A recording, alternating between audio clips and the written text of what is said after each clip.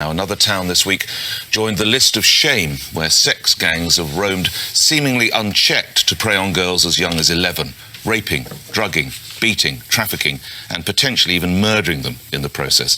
What's happened in Telford could be the worst case of a paedophile gang involved in widespread child abuse the country has ever seen. But as I read the names of those convicted, something struck me. In Telford, they included Azir Ali Mahmoud, Mubarak Ali, and Adel Ali. In a similar case in Rotherham, Razwan Razag, Adil Hussein and Zafran Ramzan were among the guilty. To Rochdale now, Mohammed Amin, Abdul Aziz and Mohammed Sajid, among others, were convicted. And now to Oxford, where it was Anjam Dogar, Kamir Jamil and Zishan Ahmed ending up behind bars. Now, a very broad reckoning of the guilty shows around 80% are men of Pakistani and Bangladeshi origin. Well, a couple of observations then. Why do they appear to view white girls as objects to be traded and even disposed of? And what is their community doing about it?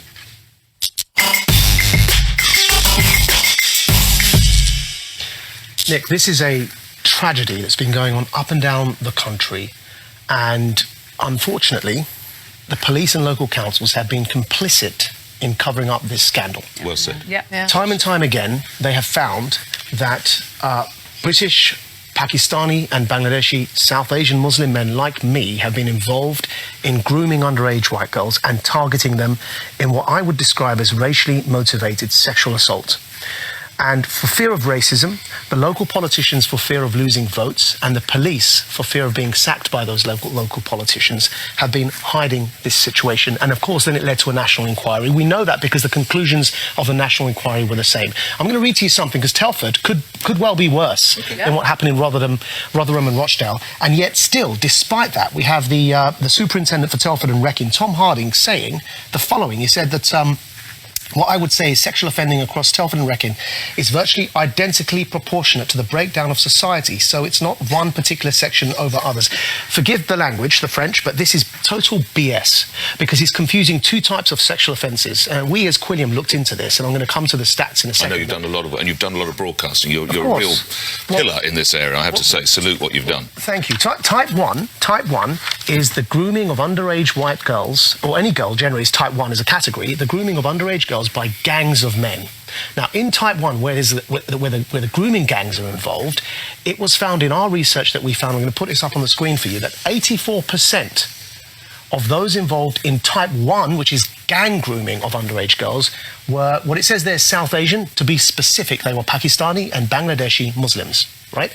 Type 2, which is, I hate to use the phrase ordinary paedophilia, what we normally understand by the word paedophilia, is representative of wider society. So one statistic found it was about 87% in type 2, which was paedophiles, 87% were white. Another found 100% were white. But of course, that's not surprising, because the vast majority of the country is white. What's interesting is the disproportionate figure of 84% hailing from my background. Why that's interesting is because roughly only 2% of the country are Pakistani and Bangladeshi Muslim men, who are responsible for 84% of collective grooming of underage white girls. You'll respect that. I must get other people involved. A fantastic body of work. Carol, I saw you nodding as I was going through the list. You know what particularly sickens me on this is that, in all of these places that you've mentioned, the police, the social workers, the care workers all knew what was going on. They couldn't pretend that they didn't. They've known this has been going on since the 90s.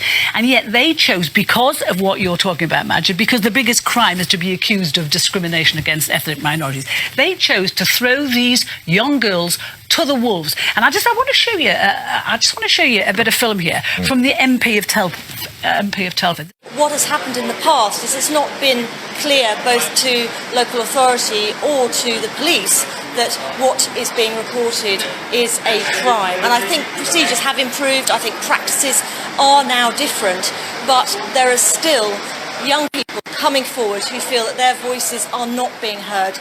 You see, that to me is absolute nonsense, because these girls have gone and made their voices heard for decades and no one was listening. That is a really disingenuous comment, because these girls had nowhere. It's not just a case of somebody grooming someone online. Some of these girls, as young as 11, were dragged into filthy, dirty houses and gang raped by men. They were perfectly aware that was a crime. And compare and contrast with another Labour MP in Rochdale or Rotherham who made the point and was promptly sacked from the front bench for talking in the sort of Nick, terms over that, Telford. that Maajid has. We must get others involved. But just let's say over Telford, 2 of the whistleblowers who tried to protect these girls were fired. All right. So Lucy Allen, the MP we just heard from, she has called for a public inquiry, and it seems that there will now be one. And it's important to say she has been calling for an inquiry since 2016. So there has been one. Before we were all talking about this, she was talking about the true scale of the abuse in Telford. But there's been Let's just hear from Afua. Yeah, on you go. So I think anybody with any decency is absolutely appalled and horrified by these, and anybody who cares about children being safe has to speak out about this and say something is going wrong where we see these patterns replicated up and down the country. And I agree with everything that Maajid has said. I think my concern in the way we talk about this, and I've done a lot of work on this as a reporter, as a social affairs editor before, is that there are 2 narratives that are both equally dangerous, right? We hear that the reason that the police and councils failed these vulnerable girls is because they were afraid of being accused of racism. Whether that's true or not, that is no excuse. There is no excuse for public servants not doing their basic job of protecting vulnerable children. The other narrative I've now heard from people who work in child protection is that police and local authorities now have this idea in their head that people who abuse children are Asian men of Muslim backgrounds, and that is obscuring the reality of other children who've been abused. Now, that's equally dangerous, because if you care about children being safe, you want all children to be safe. You don't want prejudice in local authority and police keep putting children at unnecessary risk. The thing I would say about Maajid, your figures, which I remember at the time, and it was really important work. When we talk about this being an Asian problem, a Muslim problem. 100%, according to the NCA, of paedophiles, so not people who exploit vulnerability, but people who are just sexually attracted to children, are white. That's type 2. Okay. We don't talk about that as a white problem, and we also don't say that the white community needs to work out what is going wrong here and why there is paedophilia in its ranks, which there clearly is. No. I don't think we are talking about type 2 paedophilia, which is white men who are attracted to children. What we are talking about is Asian grooming. I understand that, but I am raising type 2. We need very briefly to say this is a class problem, this is a cultural problem, and this is also a language problem. Religion as well, by the way. Also religion, because firstly on language, these are paedophiles who are raping children. Okay, let's just accept that. And these are not women, these are not girls in relationships with their abusers. And this some is of rape. The language around child prostitution they is very damaging, because there's no such thing as They mustn't call the girl victims prostitutes. They are rape victims of rape. They are and they children. were dismissed in this case. Culturally, we have to understand why this goes on in this country. But finally, we haven't talked about class, and the reason why the authorities turned a blind eye and threw these girls under a bus or to the wolves was because they were, as it were, in an underclass. They thought these girls are out of education, they've been failed by social services.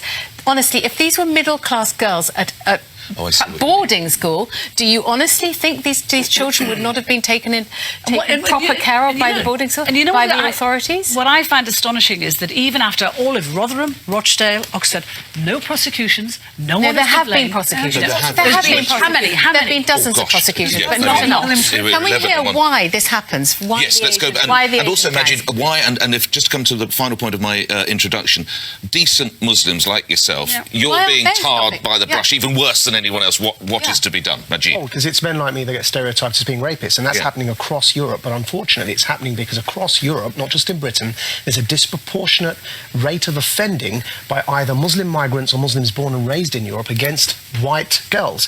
And there are class reasons to it. There are patriarchal reasons to it. Why it happens in Muslim majority nations is largely due to the social conservative attitudes in society and their patriarchal and misogynist attitudes towards women, and also cultural elements kick in. Now, for example, fundamentalist interpretations of Islam believe that as long as you have consent of the father, there's no underage, there's no pre-puberty, there's no limit on marrying a girl. They refer to the Prophet having married a 9 or 11-year-old, depending on the age of reference. Right. These attitudes must be challenged and they must be addressed. Finally, to Afwa's point, yes, either 87% or 100% of paedophiles in type 2, which is those who prey on young, vulnerable children, are white, either 87% or 100%, but that's reflective of society. So it's a problem. 100% of society isn't white, Maajid. Yeah, but that's why I'm saying it's between that number, because we have two conflicting figures. The problem needs to be addressed, but what it certainly isn't is 2% of the society committing 84% of the crime. That has to be addressed as a category on its own. Now, the police haven't been doing enough, nor have the politicians, yet this week alone, we find a journalist being stopped by counter-terrorism police at our borders under Section 7 of the Terrorism Act 2000, being deprived of the right of silence because she was distributing leaflets that were offensive to Muslims that said Allah is gay. That's not a racist leaflet. Yet we've got this going on in Telford, and I was ashamed at the lack of response and the drag, even in organisations such as the BBC, in reporting this. Yes, I was ashamed. 48 hours it took them. We have to move on, but I'm sure this will come up again because it's such a terrible